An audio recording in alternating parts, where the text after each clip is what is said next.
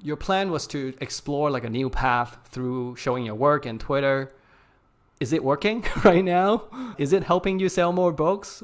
Hey guys, welcome back to the Public Show. In this episode, I interview Greg Lim, who is not your typical creator. Because the truth is, he has a lot of digital products online, which is like more than 14 books, and he has been selling them on marketplaces like Amazon, but he doesn't have a huge Twitter following. So you might be wondering how he's so successful online. So in this episode, we're talking about three things.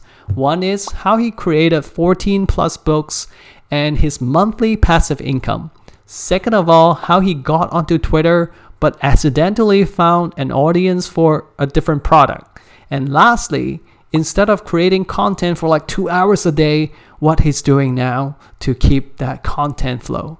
All right, let's jump into it. Hey Greg, thank you for joining me today here. You're welcome, Kavan. My pleasure. Yeah, I'm really excited to talk to you because I met you a few months ago and you don't come across as the typical creator who's like super loud on social media. But when I look at you, I know you are creating a lot of digital products online, especially on Amazon already. So you're kind of that example of like doing well, but not famous, that kind of creator. That's why I want you to be on the show because I feel like I have so much to learn from you. Usually, I don't like to talk about business. I want to get to know you first. So can you tell us in like a super quick way, like who you are, where you're based, something that may be good to kick off the conversation with? Yeah, sure. I think people know me on Twitter as Greg, but actually my real name is Jason. I use Greg simply as a pen name. Back when, I created my Amazon account, they have me put an author name. So I just didn't want to put my real name first, so I just put a pen name. In fact, when I have like a new genre of books, I will often use a different pen name as well. Yeah, so that people don't confuse like different niches. So that's one. But you can still call me, since internet I use, my name is stuck there, so I just continue with it. Who am I? I'm based in Singapore. Singaporean, grew up there, and my career and all that, my work and family are all here. I'm a father of three lovely boys. And if you look at my Twitter profile, I put there Greg Lim 81. So 81 being born in the year 1981. So you can gauge which year I'm born and what's my age. Or maybe I should just change my profile name. Yeah, do not reveal my age. I don't do this full time. I actually work in Christian ministry in a church. But then authoring books and all that was all done on the side. And it started even before I entered into Christian ministry. I was a software developer. I went to teach IT, and later I changed to part-time. I taught part-time, and for the rest of the time I was exploring creating apps and writing books. But that was way in the early days of like 2010. Very early, the content creation days.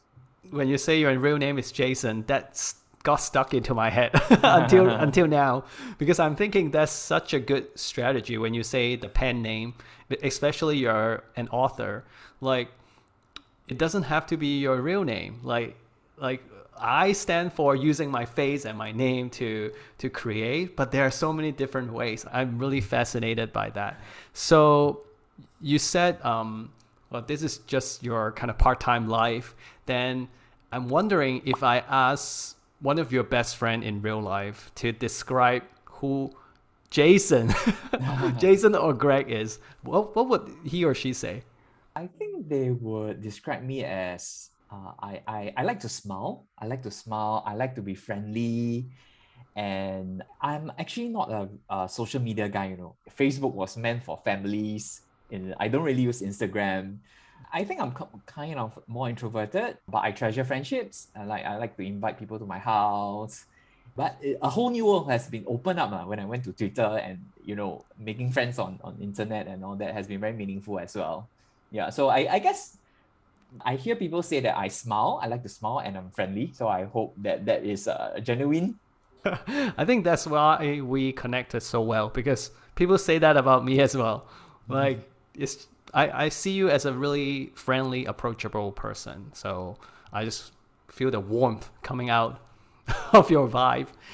What about like What about your title? Like you say hobby author on your Twitter bio. Not many people say that. How do you see that as part of your life? Oh, okay. Oh, so hobby author is actually confusing, is it? No, no, Maybe no. I I'm just curious. I like that people take an unconventional approach to things. because I do this on the side. So initially I described myself as author on the side.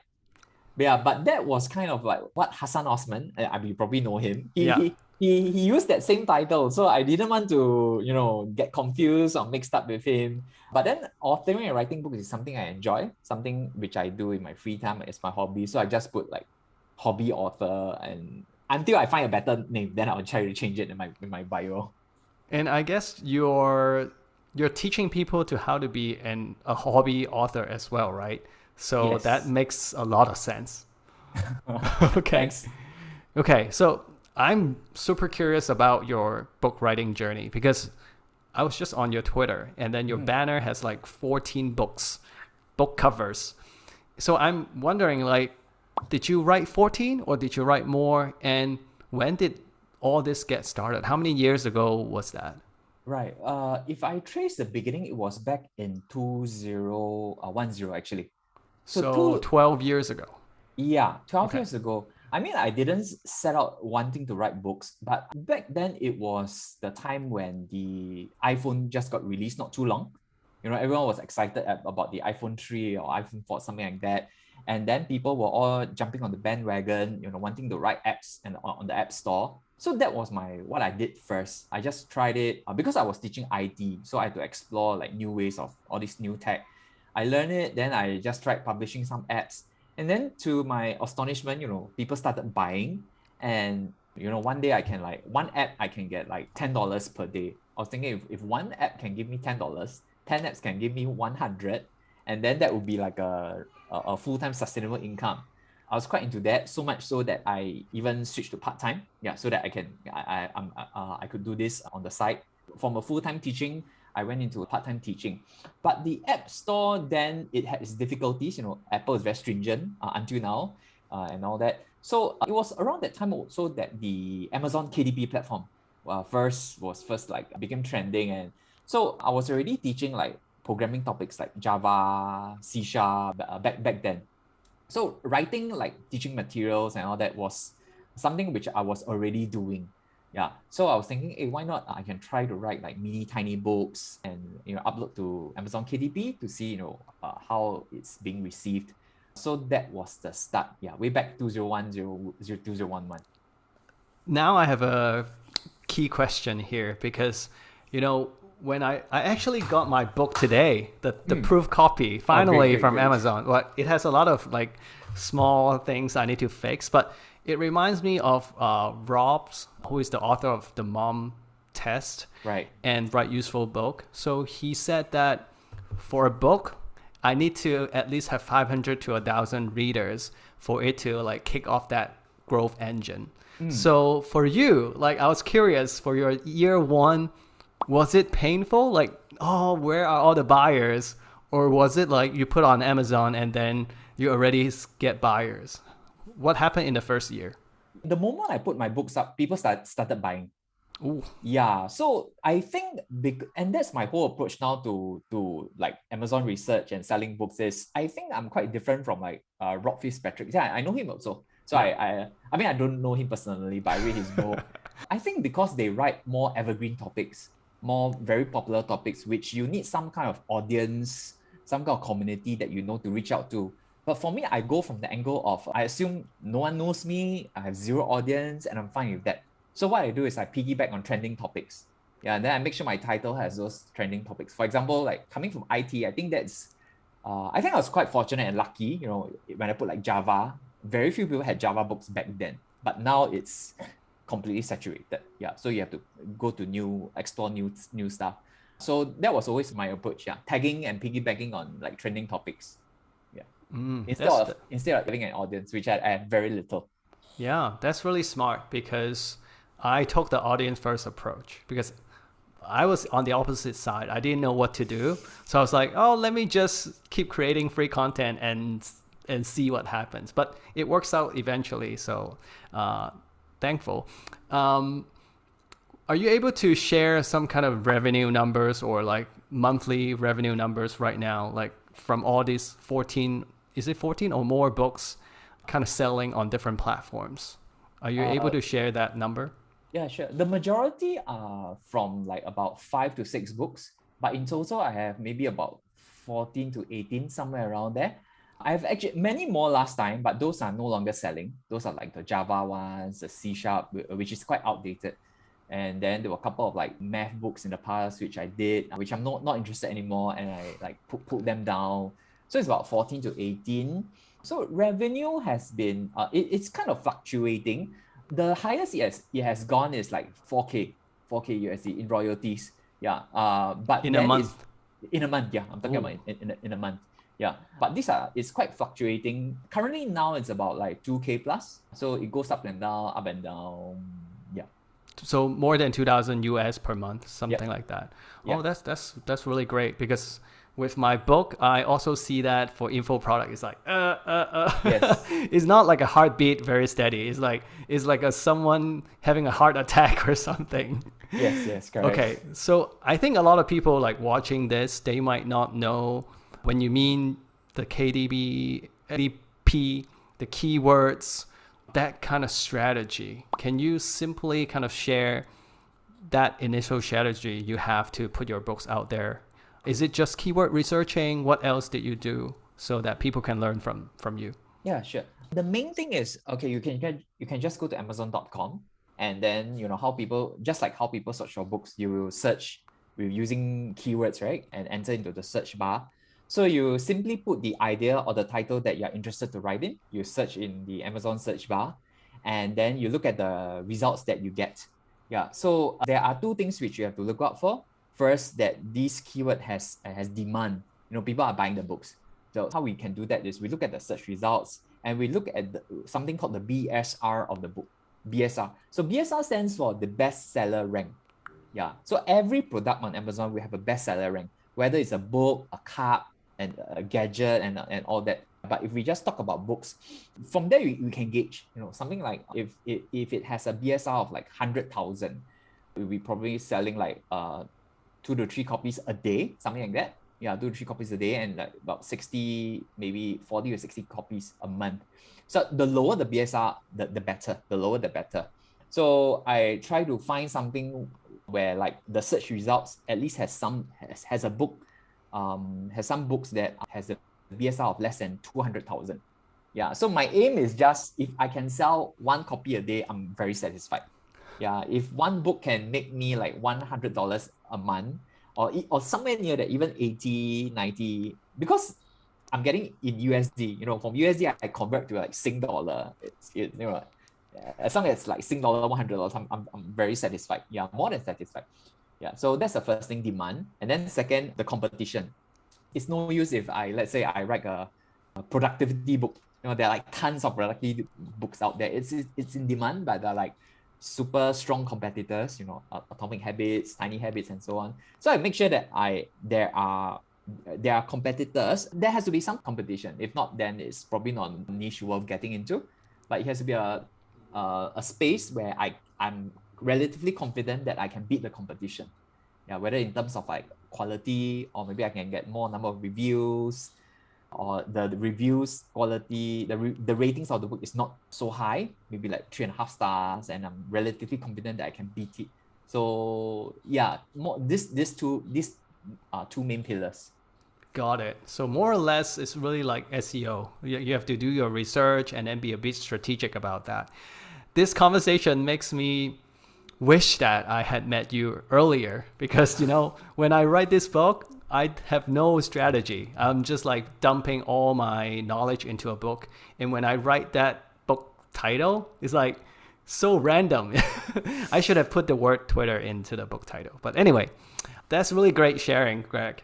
Then, because we met on Twitter, I think a couple months back, so you have been this like behind the scene author for so many years. What got you onto Twitter finally? Right. Yeah. Actually, I was very contented writing my books in private, quietly, and just enjoying myself. But I was wanting to find like, another way whether I can market my books better. Is there another income stream that I can explore? And I was watching this YouTube by Ali Abdal, if I pronounce correctly, and he Yeah. was introducing a book by Austin Kleon called Show Your Work. Very short book, very interesting book. I read the book and it was the one that caused me to create a Twitter account. Yeah, because you have to show your work, right? And I always thought I really didn't really like social media, even until now. You have to think of things to post, marketing stuff to say, and I'm very bad at all these actually. But hey, he simplified a lot for me. Just show what you're doing, show the reflections that you have, the lessons you have learned at the end of the day, or just show snippets. And what better platform than Twitter? Yeah, because Facebook, it's very hard to get out of your circle, right? To get reach people out of your circle. And Instagram, I don't like to take photos. I cannot pose and all that. I don't have a good body. But hey, Twitter I thought was the most natural platform to do so. And I'm glad I export. Yeah, that book is really good. Show Your Work. Like when I first talked about Build in Public, I actually didn't know about that book. But then somehow I find that it's so similar. Build in Public, Show Your Work is essentially the same thing. So really glad that you mentioned that. So your plan was to explore like a new path through showing your work and Twitter. Is it working right now? Is it helping you sell more books? How is it going? No, it's not helping me sell any books at all. Okay. So surprisingly, I was thinking that, as I document my books, as I let people know more about it, it will probably get more attention and all that.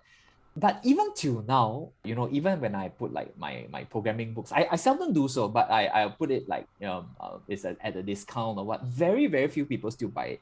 I mean, I get an occasional sale here and there once in every few days, but it doesn't really help increase my sales at all. But the funny thing is, many people ask me, how do you create these books?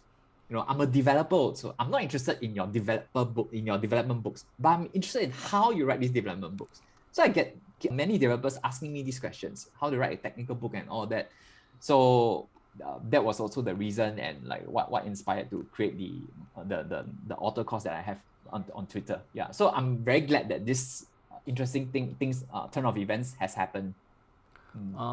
This is really fascinating. I feel like we should talk more about this because this is a classic example of, hey, you shouldn't look at Twitter as just a sales platform. Like if you're looking to tweet about it and someone would buy it, not really. Even for me, it doesn't really happen. Even though I'm super active on Twitter. For me, like people go from Twitter to email lists and then after like 6 months, they buy from me. But you are also saying that you use Twitter to, you discover basically a new pain and then you serve people that way. I think that is a key lesson learned for everyone watching this. Like every platform, the intention of people is different. People are not looking for books on Twitter. Okay, then you mentioned about creating a course. So let's go there. Now that you're running a course, how do you feel? Because you have been this behind the scene person for so long. Do you enjoy running live courses? How's it going? What's the strategy behind it? What's the plan? Yeah, I enjoy running the courses. I mean, actually, running courses or running live classes is not something strange to me because, as I mentioned, I've been teaching IT, right? So I enjoy interacting with students, running live classes, and I really like it live. I have also created some Udemy courses where I have to like do screencasts and look at the camera and talk to the camera. Well, that was very difficult for me. It was very unnatural. But I signed up one cohort course, which is the small batch cohort course, and then that was what, inspired me. And basically I just copied the whole thing and reframed it into an author's course. Yeah, so I enjoy the interaction and like the questions that come in and then that I can prompt me to speak very intrinsically, that I know that someone is on the receiving end rather than like, a camera behind it. So I'm enjoying it a lot and making friends. And I really hope, those who join the course, they succeed. It's a great way to build relationships also. And would you say, like going back to showing your work and tweeting, would you say that actually drives better eyeballs to the course if not the books? Yes, Does it it? does. Yeah, Okay. it drives eyeballs to the cause, not my books. Not at all to my books, but a lot to the cause. Yeah, which I'm very thankful for. So, like I mentioned, I realized that my followers are not readers of my books. I was at first thinking that they will attract like beginning programmers, but no, my followers are more of creators themselves, and then they want to find another way to put their stuff in. If not Twitter, then hey, maybe Amazon. So just now when I asked you if showing your work help selling more books, it doesn't, but it does help in this case, right? Yes. Yeah, just want to make it clear because it feels like it works for different things, and you have to, if you are building in public showing your work, you really have to assess what you're going for.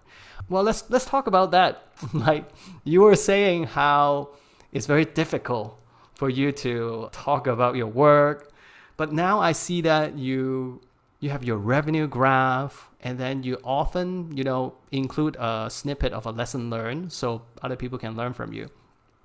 Are you comfortable doing this? What's kind of your process creating those like short tweets?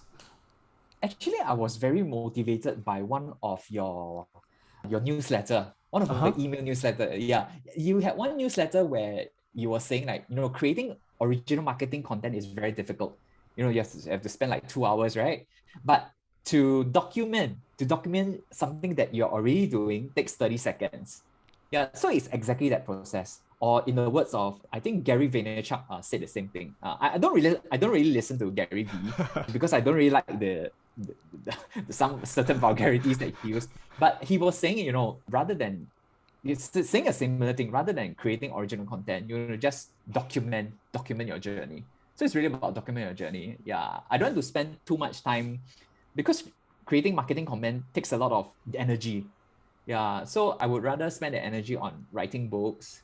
So what little energy I have left is to just document what already existing stuff that I have and reframing, repackage it in the tweets. Yeah, same here. I find it so easy to just talk about my work. Of course, it takes some time to train the muscle, but once it's there, like I can talk about anything about my work. But Greg or Jason, how do Mm. you document? Like, are you sitting down here and you kind of think, okay, this is what I did last few days. This is what I'm going through. Let me write it down and then post it. Or do you have a notebook and write down your ideas, and then when you need to write the tweets, you pull out your notebook? How do you I, personally do I it? I have no process actually. I have no process. Yeah, it's kind of random, and frankly, I don't think I'm doing a very good job. Yeah, I know my Twitter growth is not like exemplary or something like that. So this is something that I'm still trying to learn actually. Mm-hmm. Yeah, like including from your book, finding joy in chaos and all that. I have zero process, no systems at all. It's like really random. I think that's fine because from you, what I see more is like you can be vulnerable, you can be genuine, and that's actually a big first step. Like a lot of people are too afraid to put themselves in that position. So system, it can come later, right? So I see that you're doing quite well in at least the first part. So Thank you. yeah. Then in terms of the transparency and openness, right? Mm. Well, we know that showing your work can drive people to your course. What about the transparency and openness? What did that bring you? Did you have any funny story like people talk to you because they see that you share struggles? Anything around that? Transparency and openness. Yeah, I get people asking me questions and like, yeah, being invited to your show. That's And true. yeah, so that I think it made people know that, this guy is real. This guy is real. And yeah, because one thing about like there are many other like KDP courses and so-called KDP gurus teaching their courses and all that, but none of them, very, very few, if not none, other than Hassan, they don't show the books that they have created. Why don't they not show? And there's a big question mark. I think one reason they're afraid of like people stealing their ideas or attacking their books and all that. Yeah, so I think being open and transparent, it brought me a lot of opportunities. Other than this show, do you have any example of like what happened because of that transparency? Other than this show, I think this other than this show, I have went on to three other podcasts. Wow. Okay. Yeah, three.